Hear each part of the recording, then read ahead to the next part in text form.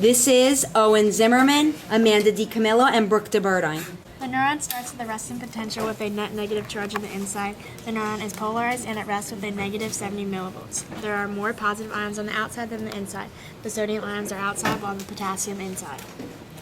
The presynaptic neuron, which is the neuron before the synapse, the neuron depolarized with the net negative charge on the inside, becoming positive. The sodium ion channels open and the sodium ions rush into the dendrites.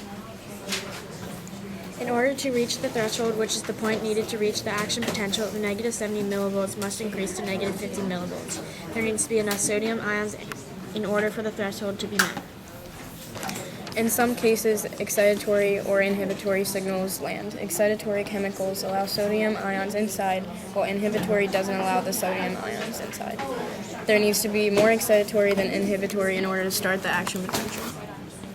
Once the threshold is met, there will be an action potential.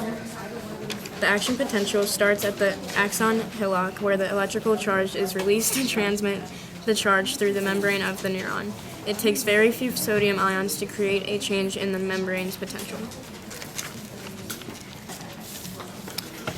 Depolarization is occurring where the sodium is going in at each sodium channel. The inside is becoming more negative since the potassium leaves after the sodium comes in, which is repolarization.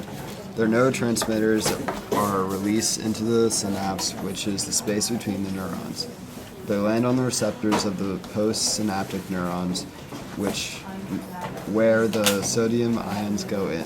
The neurotransmitters are either destroyed by enzymes in the synapse, where they are taken back in.